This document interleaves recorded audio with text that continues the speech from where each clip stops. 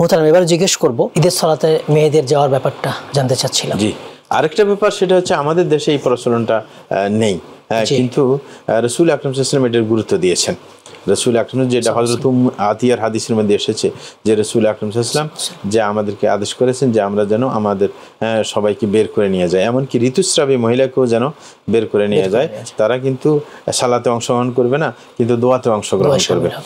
তো এই যে এমন কি বলা হয়েছে ওই হাদিসের মধ্যে যে যদি কারোর জিলবাব না থাকে, কারোর পর্দার ব্যবস্থা না থাকে, বলছে তার যে বোন আছে মুসলিম মহিলা, তার বোন তার থেকে ধার নিতে পারবে, সেটা অবশ্যই করতে পারবে। তাইলে এই হাদিসের মধ্যে গুরুত্ব দেওয়া হয়েছে, কারণ ঈদের দিন খুশি প্রকাশ করা খুবই গুরুত্বপূর্ণ।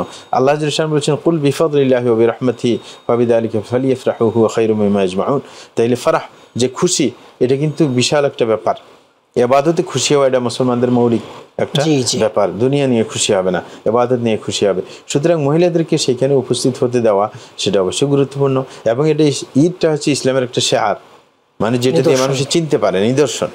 সুতরাং যখন এটা নিদর্শনে প্রকাশ পাবে কখন? যদি পুরো ছোট বড় মহিলা পুরুষ সবাই মিলে যদি এটাকে আসে, তখন এটা শেয়ারটা নিদর্শনটা প্রকাশ পাবে। এই কারণে রাসূল আকরাম সাল্লাল্লাহু আলাইহি ওয়াসাল্লাম ঋতুস্রাবী মহিলাদেরকেও যেতে বলেছেন। এই কারণে আমরা বলবো যে আমার দেশে অনেকে নিরাপত্তার ব্যাপার স্যাপার এগুলো বলে, সেগুলো হচ্ছে নিজেদের ব্যাপার। নিজেরা যদি নিরাপত্তার ব্যবস্থা করে তাহলে নিরাপত্তা পাবে। খালি খেলে মানে সন্দেহের ভিত্তিতে যে নিরাপত্তাহীনতা ঘটবে এরকম বলা না, এটা অহেতুক কথা।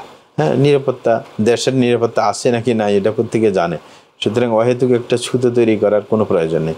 এখানে আমরা বলবো যে মহিলারা যদি আসতে চায় তাদেরকে বাধা দেওয়া কখনো উচিত হবে না, তাদেরকে আসতে দেওয়া দরকার।